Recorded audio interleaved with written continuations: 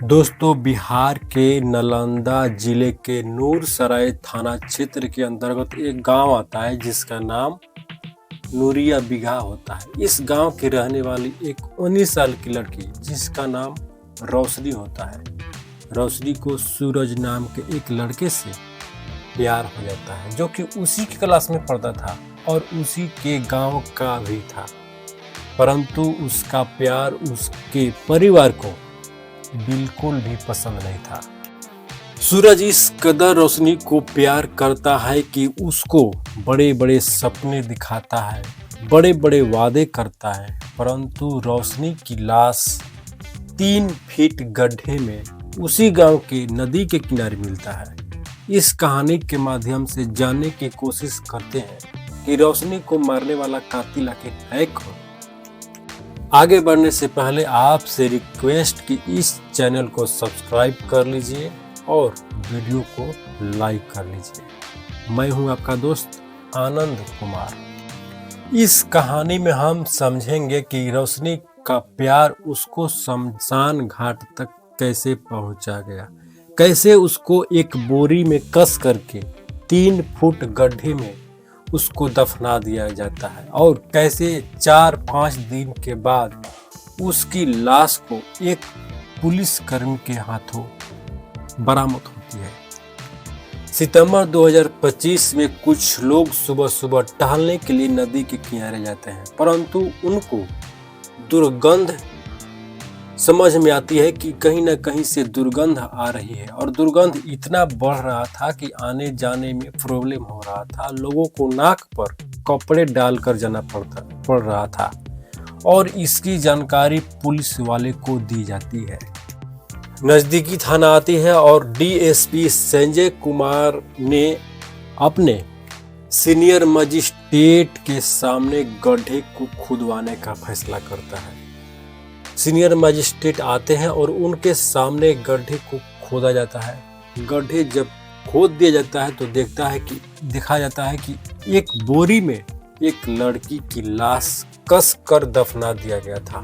उस बोरी में एक रस्सी मिलता है और सिरिंज मिलता है। ऐसा अंदाजा लगाया जा रहा था कि बोरी में कसने का अर्थ ये है कि अगर बॉडी सड़ेगी भी तो दुर्गंध बाहर नहीं आएगी, परंतु ऐसा हुआ नहीं। 2-4 दिन के बाद बॉडी जब खराब होने लगी तब उसके शरीर से दुर्गंध आने लगा और घटना का पर्दाफाश होने लगा। रोशनी जब प्रेग्नेंट हो जाती है, घर पे रहती है, घर वालों को पता चलता है तो ये किसी के गले नहीं उतरता है और घर वालों ने, उसके माता पिता, भाई जो भी होते हैं, सबने मिलकर रोशनी को मारने का फैसला करते हैं।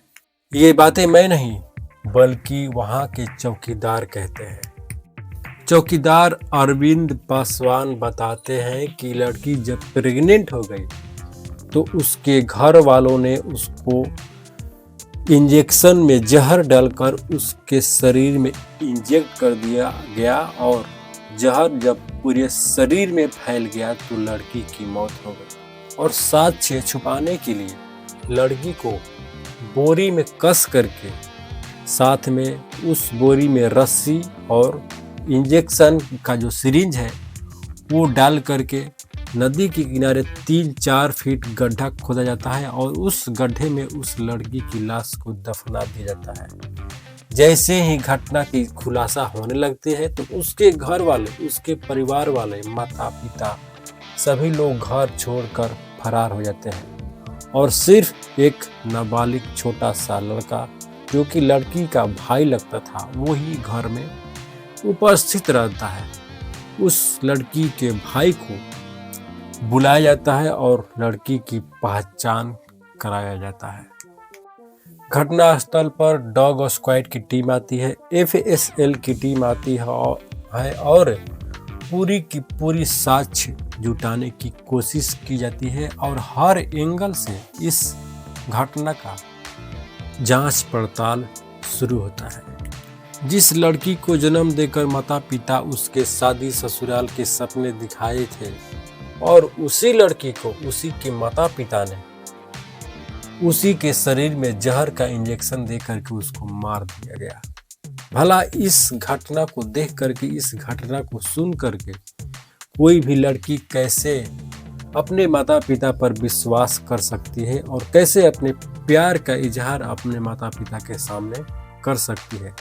स्थिति जो भी हो, माना कि ये लड़की ने गलती किया था कि गांव के ही एक लड़के से प्यार कर बैठी थी, परंतु इतना भी गलती नहीं की थी कि उसको जान से मार दिया जाए। कई सारे रास्ते निकल सकते थे, लेकिन निकालने के बाद ही वो रास्ते निकल सकते हैं।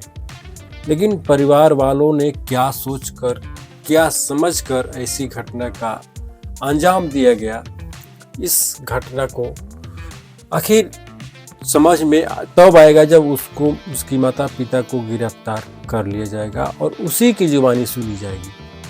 बहरहाल जितना न्यूज़ हमको मिला था उसके आधार पर मैंने इस कहानी को बनाया। और आपको ये कहानी कैसा लगा आप सभी कमेंट बॉक्स में अवश्य बताएं। मिलते हैं अगले वीडियो में, तब तक के लिए जय हिंद।